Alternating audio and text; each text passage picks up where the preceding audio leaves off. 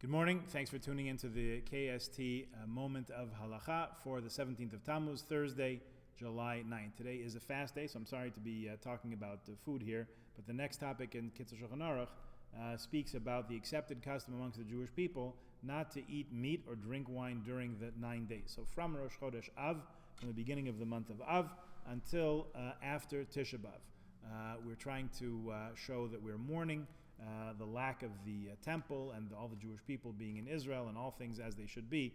So as a sign of mourning, we adopt some of those practices of not eating meat or drinking wine. Only on Shabbat are we allowed. It's even forbidden to eat food that was cooked with meat or contains animal fat, in other words, no fleishiks.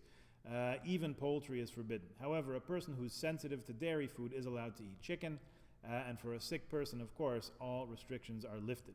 Nevertheless, if it's not too difficult for even that person who's not feeling well, he should abstain from meat from the 7th day of Av onwards. Also, women who have given birth abstain from meat and wine only from the 7th day of Av on, because that's the most intense time of the morning. Wait 1 second.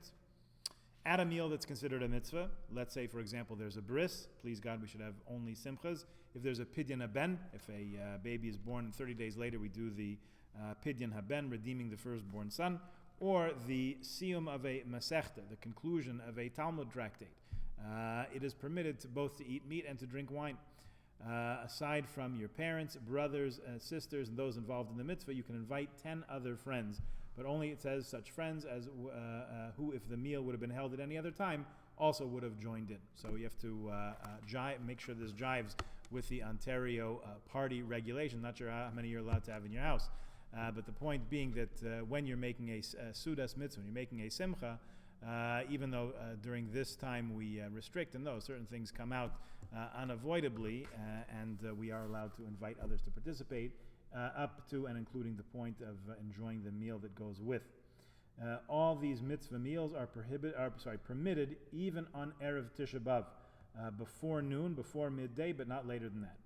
The festive meal, which is usually made on the night before the bris, is not considered a sudas mitzvah, when people come over and say Shema with the boy before his bris, and we should have dairy food there. Regarding the cup of wine for Havdalah on Shabbos night, if there's a child who's able to drink it, the greater part of the cup should be given to him. Otherwise, the person reciting Havdalah is allowed to drink from the cup.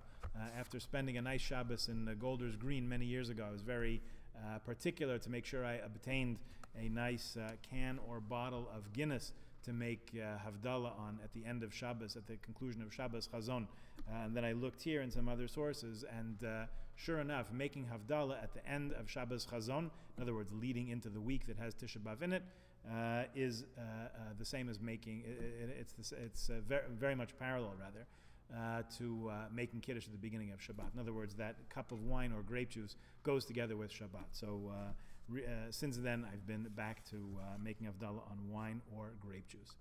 Okay, so have an easy fast, everyone, and please tune in tomorrow for more discussion of the 3 weeks. Have a good day, easy and meaningful fast, and may we see, truly, may our prayers be answered, and we should see the rebuilding of Jerusalem and the temple speedily in our days.